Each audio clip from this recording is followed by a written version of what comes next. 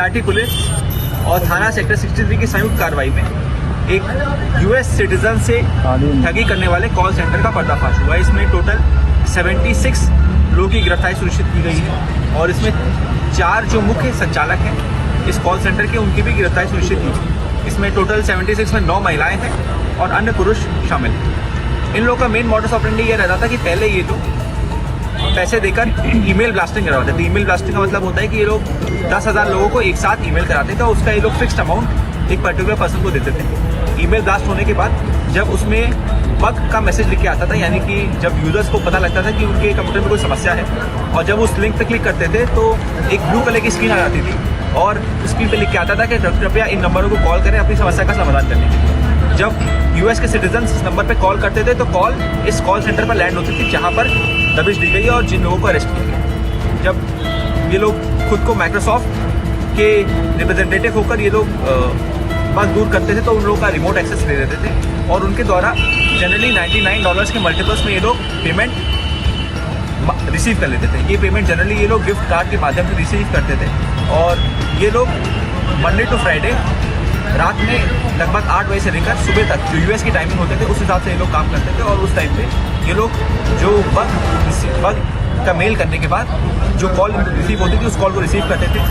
इन सब लोगों की सैलरी लगभग 15 से लेकर 25 से 30 हज़ार के बीच थी और उसके अलावा ये लोग जिस पर्सन के साथ फ्रॉड कमिट कर लेते थे ये लोग उनके साथ उसका इनको इंसेंटिव भी मिलता था। इसके अलावा इन लोगों के पास से कुछ यूएस बैंक्स की फर्जी अकाउंट्स की चेक भी बरामद हुई है और ये लोग कई बार चेक यूजर्स को दिखाकर, विक्टिम्स को दिखाकर उनसे पैसे कैश भी करा लेते थे। इनके पास से और भी कुछ यूएस के सिटीजन्स के डॉक्यूमेंट बरामद हुए हैं जो फोर्ज्ड हैं और हम लोग उसकी भी आगे जानकारी कर रहे हैं। इस मामले में हम लोग यूएस एम्बेसी को भी सूचना देंगे और वो भी अपने स्तर से कार्रवाई करेंगे। सर, डेटा प्राइवेसी एक बड़ा फैक्टर है, उसमें डेटा कहाँ से मिलता था या क्या उन वैसे लोग भी कुछ चिन्हित किए उनको भी पकड़े? इन लोगों ने एक यूएस सिटीजन का नाम लिया जिनसे ये लोग जो डार्क वेब से डेटा कलेक्ट करता था और जिसको ये लोग बिटकॉइन में पेमेंट करते थे और बिटकॉइन के बाद वो ईमेल ब्लास्टिंग करवाता था। तो हम लोग ने उस पर्सन को भी अपनी गिरफ्तारी का पार्ट किया।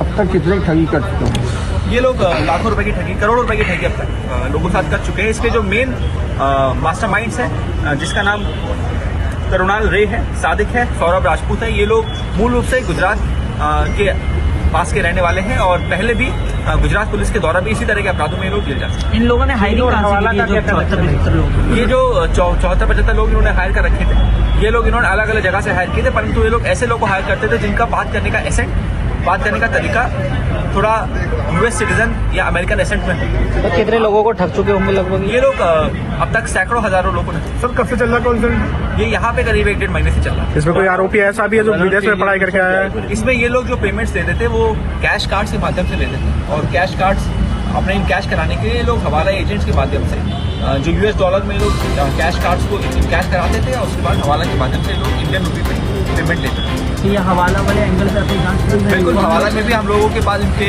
कई लोगों के कम कॉन्टैक्ट और फोन नंबर्स मिले हैं जिस पे हम लोग आगे काम। इनमें से कोई आरोपी ऐसा भी जिसने विदेश में पढ़ाई की हो? हाँ, इसमें भी ऐसे भी हम लोग को पूछताछ में ऐसा तथ्य भी आया जिस पे आगे जांच चल रही है। चाइना का भी कोई कनेक्शन है इसमें? इस बारे में भी जांच